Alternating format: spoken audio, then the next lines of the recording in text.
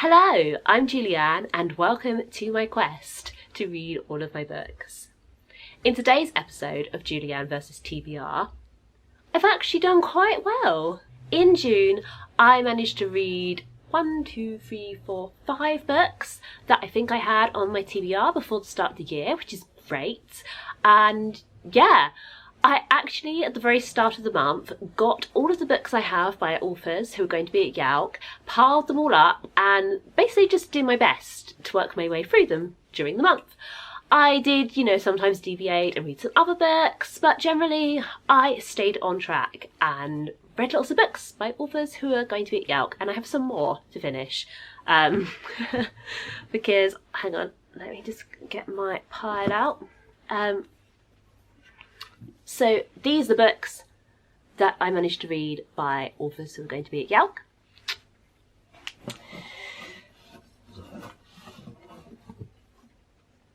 And here is the rest of that pile. So you'll see that I have actually read books by most of those authors before, even in June. But I am aiming to read all of the books I own by authors who are going to be at Yalc, rather than just one book by each author, because lots of them I've read books by them before, but not all of their books, not all of the books I even own. So I thought it would be a fun project to tackle that. Basically my goal this year is to try to read as many of my owned books as possible, so that I can kind of decrease my ratio of books I have read and to books I haven't read. No, wait. Way around. Increase the number of books I have read versus those I haven't read that are on my TBR. I mean, this is somewhat thwarted by the fact that at the end of every month I give away books that I don't want to keep. So my permanent read shelf is actually very small, because I do give away most of the books I've read. So yeah, it's a battle, but I am struggling. And anyway, enough of this intro. You've watched this video because you want to know what I thought of those books that I read during this month, didn't you? Well, let's get on with it then. So the first book I finished reading was not a Yalc book at all. It was Trail of Lightning by Rebecca Roanhorse. This is a really interesting high concept book. It's set in a kind of post-apocalyptic world. It's kind of hinted that climate change happened. It was not good, as it's not going to be. The world looks very different from how it once was, and North America in particular has sort of changed. So there's this big area of land that's under the control of Native Americans, and then you also have like a Mormon republic, and I forget what the other one was, but anyway, this is actually set in the Native American part of North America. So the protagonist is Native American, and she has these clan powers that kind of became a thing after all the climate change stuff went down, after the big water happened, which we can imagine is sort of a sea level rising event that had catastrophic effects.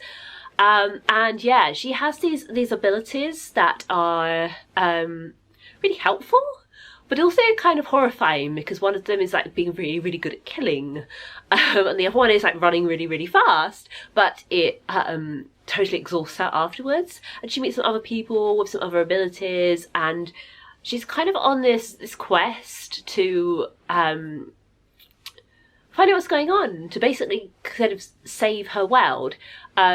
And she's also recovering from having been basically dropped completely by her previous mentor and friend. And yeah, there's lots of stuff going on in this book, and I really enjoyed it. The one thing I would say is that it reads very much like every other urban fantasy book that I've read. Like the kind of style of the writing. So I think it's very accessible. If you read urban fantasy books, if you've read basically anything like Laura K. Hamilton, Kim Harrison, etc. Yeah. This is a very similar sort of style. It's hard to explain, but as soon as I opened it, I was like, oh yeah, I'm in urban fantasy mode. I know these parts. It was just very much that kind of narration. It's first person. And yeah, I kind of slipped back into it. It reminded me so much of when I had my big urban fantasy phase in my early 20s and just read lots and lots of urban fantasy. So that was cool. But yeah, I really enjoyed this. I am very intrigued to find out what happens in the next book. So yeah, I would definitely be reading more books by this author. The next book I finished reading was Perfectly Preventable Deaths by Deirdre Sullivan. I have heard a lot about Deirdre Sullivan. I follow her on Instagram, despite the fact that this is the first book of hers I've read, because I did a workshop with her last Yauk. Yeah, it was on writing with tarot cards, which was really fun, and yeah, so I followed her after that, and I was really excited to pick up a copy of this. Where did I pick it up? YA Book Prize Drinks. Yes, it was in my goodie bag. So I was really excited to read this because loads of people have been talking about it, and I really enjoyed it. It's about two sisters who moved to a new town because their mums got married, and very quickly stuff gets weird. The narrator, she has this weird compulsion to sort of do kind of magical protective things, like putting salt under people's beds, and she just finds that really coming on. Like she's done it before, you get that, but in this new place she feels even more compelled than normal to do these things, and she's not really sure why. She just has feelings. Meanwhile, her sister is getting kind of drawn into the arms of this, what is clearly quite a terrible man. Basically, he's in his early 20s, he hangs around with the teenagers, and he's just kind of creepy. And yeah, you get that he's just, yeah, I just hate him. He's so hateable. But her feelings for him kind of start off quite casual and then get more and more weird and obsessive. And yeah, it's really compelling, and I really enjoyed it. Just learning what's going on. It's very hard to say much more than this because I don't want to spoil it. So yeah, lots of weird and witchy things going on, a town where nothing is quite as it seems. If these things sound good to you, I'm sure you will really enjoy this. The next book I finished reading was another book about sisters, and that was My Sister the Serial Killer by Oyinkan Braithwaite. I have probably completely mispronounced her first name. I apologise. My throat is not the best today. My voice is not the best. I have hay fever. Anyway, I loved this book so much. I was expecting to enjoy it. I voted for it as a read at my work book club, and I was so excited to read it and discuss it with the rest of the group. And it was, I had seen a couple of people say they were disappointed by this book, but I wasn't disappointed at all. I really thought it was fantastic. It really made me think about the bonds between people and how far I would go to preserve those bonds and to look after those people. And yeah. Very thought-provoking. It's basically about what it says on the tin. It's about a woman whose sister is a serial killer and keeps calling her up after she's murdered men, and she has to run over and help her clean up and make sure she doesn't get caught. And as you can imagine, this creates quite a lot of stress in her life, but she puts up with it until her sister catches the eye of a man she likes at work, one of her colleagues, and then everything sort of starts to unravel. Or does it? I will leave you to find out. I strongly recommend you read this book. It was probably my favourite read of the whole month. Then next up I finished If I Were Your God. If I was? Yeah. If I were. Anyway. Next I finished If I Was Your Girl by Meredith Russo. I really enjoyed this. I had heard lots of people say it was quite predictable, and I'm not going to say it was completely unpredictable, and there were lots of twists and turns. It was quite nice and gentle. It had some really tough emotional moments, because it's about a trans girl and kind of her like first proper relationship, and how she's moved to a new place and she's making new friends and desperately wanting to fit in but being worried that she'll never fit in. So as you can imagine, it has some quite kind of difficult stuff in it and some really intense emotions, but it was generally quite positive and happy, and it's a nice read. The author herself says at the end that, you know, it's not supposed to be a completely realistic depiction of what it's like to be a trans girl, that she wanted to create a happy story about a trans girl rather than a sad one. And she, you know, she kind of does a bit of a disclaimer saying that, you know, for most trans people life isn't like this and you should consider this and be aware of all the facts, especially if you're a non-trans person. And that was really, I think, really important to include. It was really good to read that. But overall, I really, really liked it. It was a happy story about a trans character. And it was really interesting reading this the month after reading The Art of Being Normal. So if you watched my May wrap-up, you'll have seen that I said that having finished this, which is not by a trans author, I wanted to read a book by a trans author really, really quickly afterwards. And what was actually quite interesting is that there were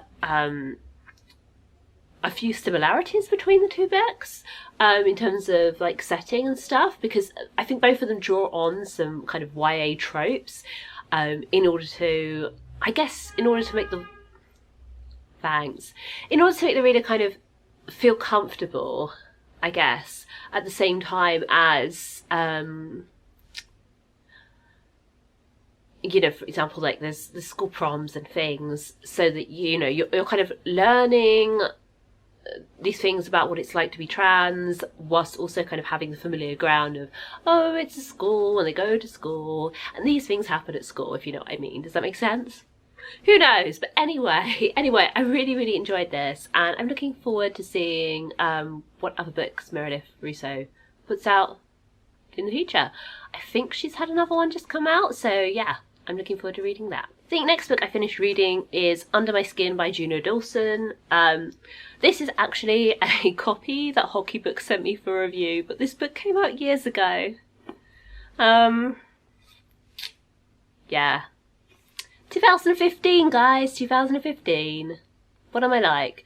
Anyway, it's a finished copy, not a proof copy, so I don't feel too bad about the fact that I've only just got around to it. You know, with so many books that I acquire all the time, it's just impossible to keep up with all of them in a timely manner, although I would very much like to. But yeah, I'm really, really happy that I've finally got around to reading Under My Skin. I think it's my favourite book by Juno that I've read so far. I just thought it was fantastic. It's basically about a girl who gets an evil tattoo. That's the best way to describe it. But it's so much more deeper than just that kind of skin layer. Oh, I'm so funny, aren't I? Just hilarious. Yeah, it's so much more deep than that. It's a very feminist book. It kind of tackles the idea of coming out of one's shell, of growing up, and that kind of thing. And yet at the same time, it's very, very, very creepy, which is fun. Very, very, very, very fun. The next book I finished reading in June was The Last Beginning by Lauren James, another book that I've had on my TBR for absolutely ages. Oh my god. So I think I picked this up at the YA Book Prize drinks. Not last year, but the year before that. Oh yeah, that's how long it's been. So this is the sequel to The Next Together, which is about a couple who find themselves being reborn throughout history again and again, always to sort of fix something, to make sure that history goes a certain way. And this book kind of delves into how that came to be through the medium of their daughter, Clove. And it's just fabulous. I really, really enjoyed it.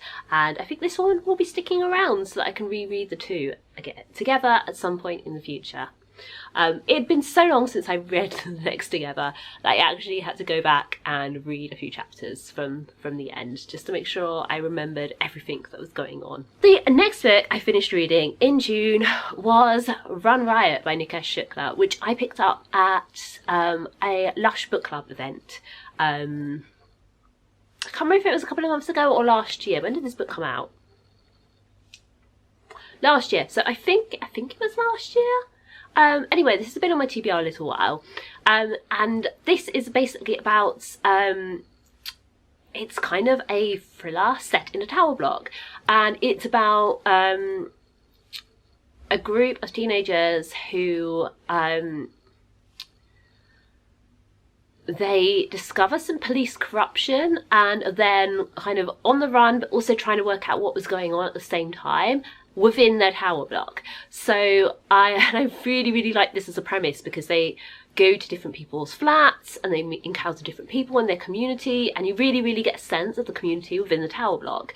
And that was just brilliant. I really, really enjoyed this. I would love to see this be a film or a mini-series, ideally a mini-series, I think, because then you could really get into the characters' backgrounds. I think in a film it would kind of stay a bit too shallow, and I really liked the details about the characters' lives and, you know, the families and everything that's going on for them, and it would be great to see that explored on TV. But yeah, this is, I think, the book this month that I think would most make a great TV adaptation. I absolutely love to see that.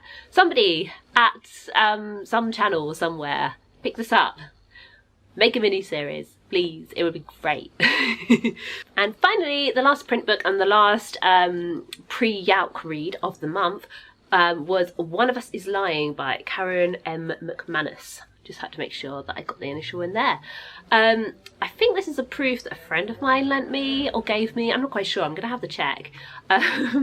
Just kind of message everybody I know and go, who gave me this proof or lent me this proof? Do you want it back? So this is basically a murder mystery slash drama that focuses on 4 students who went into detention with a fifth even, I can count, who was then killed. So at first they thought it was an accident, but it turned out he had a peanut allergy and he drank water from a glass that had peanut oil deliberately smeared on it. And they want to know what happened, what's going on, but also when they start being investigated by the police, it becomes more and more urgent that they work out what's going on so that they can get themselves off the hook. And they all suspect each other, nobody trusts anybody, and yet bonds begin to form between them that they wouldn't have expected. Their lives go off in all different kinds of new directions that they would never have thought would ever happen to them. And yeah, I thought it was a really, really interesting read. I did find, you know, some of the, because the characters are quite stereotypical, as it says on the cover, the brain, the beauty, the bad boy, the jock, you know, those are the types of characters. And, you know, because it's those types of characters, the changes that happen to them also are quite stereotypical. So that part of the book was kind of predictable, but I did not see the ending coming. I didn't see the ending coming, which is what you want really out of a murder mystery, isn't it? And I really, really enjoyed this. I would definitely recommend it. The last 2 books that I finished reading were actually not whole books, but novellas, short novellas of just over 100 pages each, both published by Fairlight Press. The first one is called There Are Things I Know by Karen B. Golightly. This is a story told from the point of view of a 8-year-old boy who we sort of get probably has autism. He certainly has like social difficulties, although he's very intelligent and brilliant at maths and has a real brain for remembering numbers. Essentially he gets kidnapped, and the kidnapper lies to him and says that he's been told to look after him by his mother, but he can sense that something's not right, and he basically tries to work out what's going on and also contact his mother because he knows his phone number, he just doesn't know the area code, and once he puts the 2 together he'll be able to contact her. I really enjoyed this. I thought it was so incredibly well written, it was so gripping. Yeah, I just loved it. I just loved it. I also really enjoyed The Driveway Has Two Sides by Sarra Manning, also published by Fairlight Books, also a novella. This was a very strange book that feels like it's not going to be a romance, but then kind of is a romance. And that was really nice. It's basically about a cat woman who lives on an island in a small island, I guess somewhere at the coast of North America, and she's living in a house with a garden that's being paid for basically by her lover, who is married, and you know, she's sort of putting up with him because she wants to work on her garden. She dreams of making herself a really beautiful garden and just kind of having a quiet life with her garden.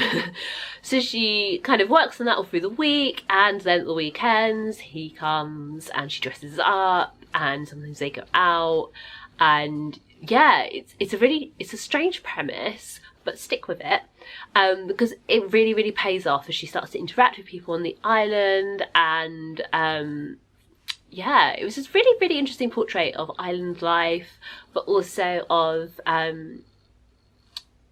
a young woman finding out what she really wants, basically. You know, she thinks she wants older men because she finds them easy to manipulate, and yeah. So yeah, it was another really interesting read that I really loved. I will definitely be reading more novellas from this publisher. So that's the end of my quite long June wrap up. Thank you very much for watching. Please subscribe if you'd like to see more from me. Give this video a thumbs up if you enjoyed it. If you would like to read more books but don't know where to start, don't know how to find the time, and other problems like that, check out my free e-course, Ignite Your Passion for Reading, Fall in Love with Books, which you'll find linked in the description box. Thank you again. Bye!